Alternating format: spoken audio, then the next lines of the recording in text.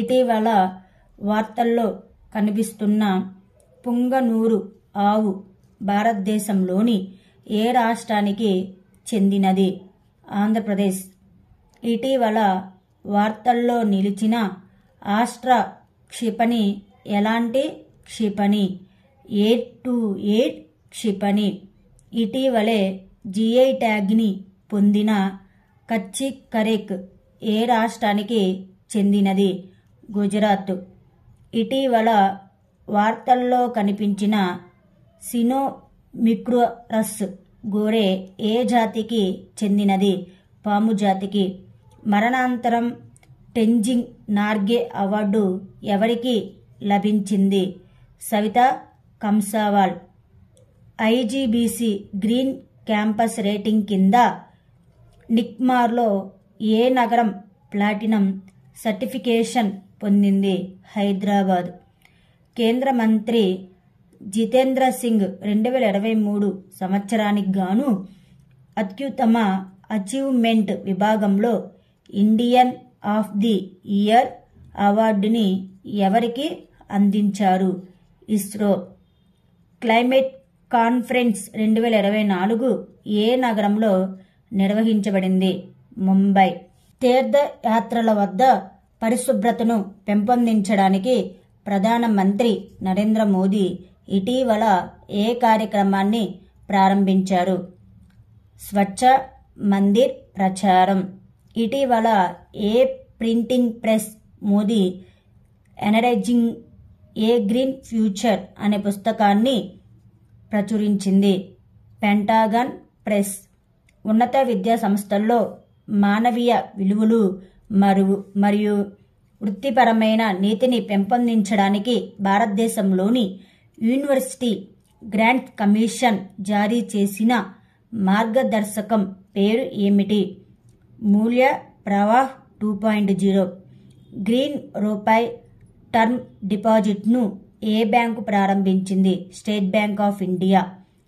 PM JANMAN పథకం కింద పీమే ఆ యొక్క 1 లక్ష మంది లబ్ధిదారులకు ప్రధాని మోదీ మొదటి విడతను విడుదల చేశారు. PM జన్మన్ పథకం ఎప్పుడు ప్రారంభించబడింది? November 2023. Himalayan wolf IUCN red లిస్ట్లో దేనిగా వర్గీకరించబడింది? హాని కలిగించే విధంగా. యాంటీబయాటిక్ దుర్వినియోగాన్ని నియంత్రించడానికి ఏ రాష్ట్ర ప్రభుత్వం ఆపరేషన్ అమృత్ను ప్రారంభించనుంది? కేరళ. స్వచ్ఛ సర్వేక్షణ్ అవార్డ్స్లో 2023లో ఇండోర్తో పాటు క్లీనెస్ట్ సిటీ టైటిల్ను ఎవరు దక్కించుకున్నారు? సూరత్. స్వచ్ఛ సర్వేక్షణ్ అవార్డ్స్ 2023లో క్లీనెస్ట్ గంగా పట్టణాలుగా ఏ 2 నగరాలు టాప్ అవార్డులను అందుకున్నాయి?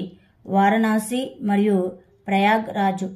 స్వచ్ఛ సర్వేక్షణ్ అవార్డ్స్ 2023లో ఉత్తమ పనితీరు కనబరిచిన రాష్ట్ర కేటగిరీకి సంబంధించి అత్యుత్తమ పనితీరు కనబరిచిన వారిలో ఏ రాష్ట్రం 3వ స్థానాన్ని పొందింది? ఛత్తీస్గఢ్. నరేంద్ర మోదీ ప్రభుత్వ హయాంలో గత 8-9 సంవత్సరాల కాలంలో భారతదేశానికి వచ్చిన విదేశీ ప్రత్యక్ష పెట్టుబడులు ఎంత శాతం? 80%. భారతదేశం ఎప్పుడు 3వ అతిపెద్ద ఆర్థిక వ్యవస్థగా అవతరించాలని లక్ష్యంగా పెట్టుకుంది? $5 ట్రిలియన్ పైగా జీడీపీని చేరుకుంటుంది 2027-2028.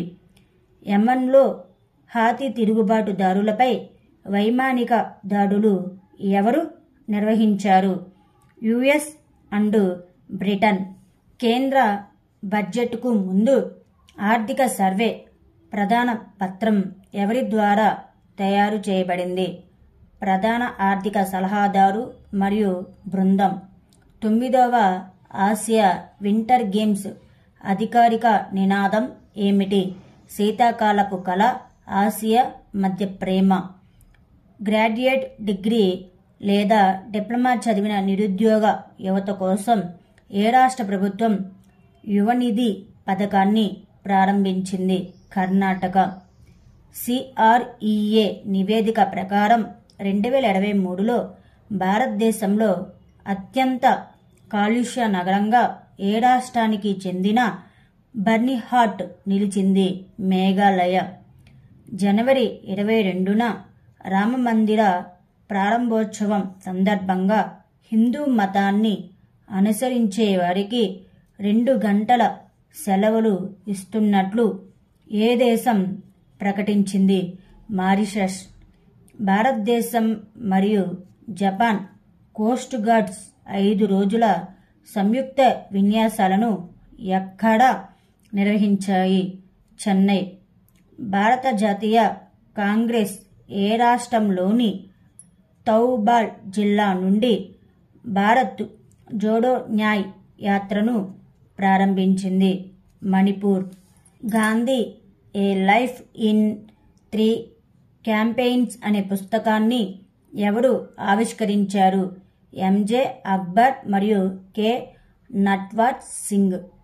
రియల్ మాడ్రిడ్ ఎవరిని ఓడించి స్పానిష్ సూపర్ కప్ 2024 గెలుచుకుంది? బార్సిలోనా. రాజస్థాన్లోని ఏ నగరంలో అంతర్జాతీయ ఒంటెల పండుగ నిర్వహించబడింది? బికానేర్. వన్డే అంతర్జాతీయ మ్యాచ్లో అత్యంత వేగంగా 7 వికెట్లు తీసిన బౌలర్గా ఎవరు నిలిచారు? వానింద్ హసరంగా. మేఘాలయ క్రీడల 5వ ఎడిషన్ను ఎవరు ప్రారంభించారు? ద్రౌపది ముర్ము. భారత నౌకాదళంలో డైరెక్టర్ జనరల్ ఆఫ్ నేవల్ ఆపరేషన్స్గా ఎవరు నియమితులయ్యారు? Vice admiral AN Pramod. 75వ ఎమ్మీ అవార్డ్స్లో బెస్ట్ డ్రామా సిరీస్ టైటిల్ను ఎవరు గెలుచుకున్నారు? వారసత్వం. భారతదేశం మరియు ఏ దేశం యొక్క నౌకాదళాల మధ్య ఆయుతయ అనే సముద్ర కసరత్తు నిర్వహిస్తారు? థాయిలాండ్.